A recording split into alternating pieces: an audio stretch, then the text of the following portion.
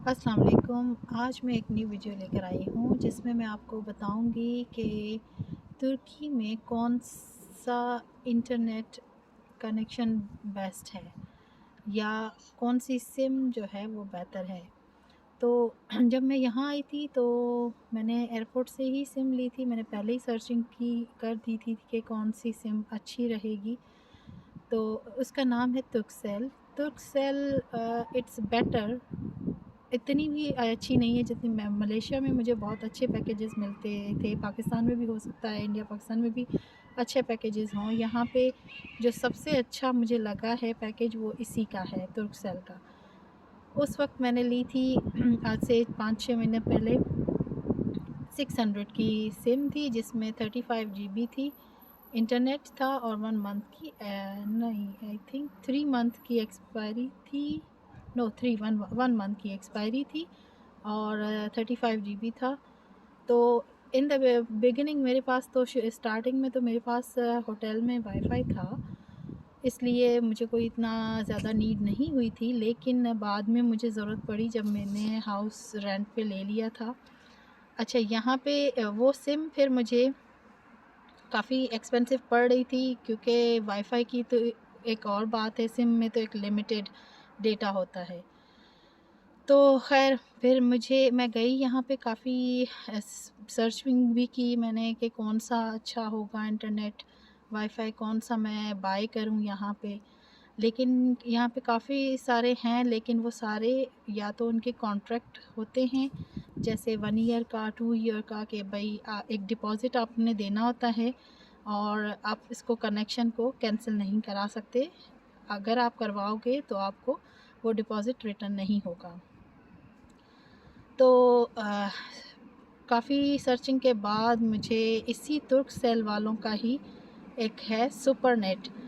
तो उसमें मैं गई शॉप पे, मैंने पूछा कि क्या है इसकी रिक्वायरमेंट। तो उन्होंने कहा कि हमें टीआरसी कार्ड चाहिए होगा आपको ओपन करवाने के लिए। तो टीआरसी कार्ड मेरे पास एज़ यूजुअल नहीं था, तो मैंने कंप्रोमाइज़ किया तकरीबन 3 महीने, जब तक मुझे टीआरसी कार्ड नहीं मिल गया था। तो जैसे ही मुझे टीआरसी कार्ड मिला मैं फ़ौरन गई और वहाँ पे मैंने जाके ये अप्लाई किया। उन्होंने टीआरसी कार्ड लिया और पासपोर्ट भी आई थिंक चेक किया था और कुछ ख़ास उसकी कोई रिक्वायरमेंट नहीं है। तो अब इसमें जो मैंने पैकेज लिया था, काफ़ी डिफरेंट पैकेजेस थे, मैं आपको डिस्क्रिप्शन बॉक्स में बता दूँगी कि कौन-कौन से थे। लेकिन जो मैंने लिया, जो मुझे बेहतर लगा, वो था 50 MB का और 199 लीरा का पर मंथ, जिसमें अनलिमिटेड डेटा थी। तो मुझे लगता है कि यही बेस्ट है, लेकिन इस वाईफ़ाई को भी आपको लेने के लिए तब तक वेट करना पड़ेगा जब तक आप की टीआरसी ना आ जाए। तो काफ़ी डिफ़िकल्ट था बग़ैर वाईफ़ाई। एज़ यू नो, अब तो दुनिया चलती ही नहीं है, वाईफ़ाई के बग़ैर गुज़ारा ही नहीं होता। तो बहरहाल काफ़ी मुश्किल के बाद जो है मुझे ये कनेक्शन मैंने करवाया और अब एवरी मंथ मेरा बिल आता है 199। फर्स्ट मंथ जो मेरा बिल आया था वो 231 आया था, शायद वो 32 लीरा उन्होंने कनेक्शन के लिए थे जो इंस्टॉलेशन करने आए थे। तो इतना इसमें कुछ डिफ़िकल्ट नहीं है, बस सिम आपने सोच समझ के लेनी है। यहाँ पे पैकेजेस बहुत एक्सपेंसिव पड़ते हैं, इतने सस्ते नहीं होते हैं। जब मेरा वो 35 वाला ख़त्म हो गया था तो मैं हर 15 दिन में, मुश्किल से 15 दिन, 2 वीक्स गुज़रते थे, उससे पहले ही ख़त्म हो जाता था, जो कि मैं बाय करती थी 189 का। तो 200 मैं 2 वीकली का यूज़ कर रही थी, उससे भी कम। यूँ समझे कि 3 टाइम्स मैं महीने के 3 दफ़ा मैं पैकेज करवाती थी, जो जाके 600 तक लग जाते थे।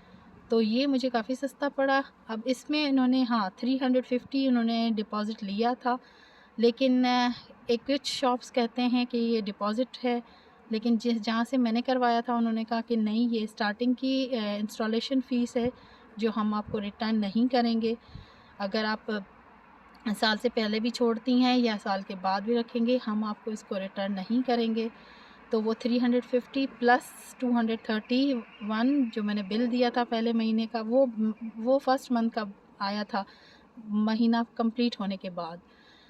तो बस इतना ही है। और मैं फिर भी डिस्क्रिप्शन बॉक्स में लिख लूँगी इस कंपनी का नाम। इसका नाम है तुर्कसेल और यही बेस्ट है इस वक्त तुर्की में, जो मैंने जितनी सर्चिंग की है। अगर आपको कोई अच्छा नेटवर्क है, आप यूज़ कर रहे हो और आपको आइडिया हो, तो प्लीज़ कमेंट बॉक्स में मुझे भी बताइएगा। हो सकता है मैं भी कुछ उसमें फ़ायदा ले लूँ।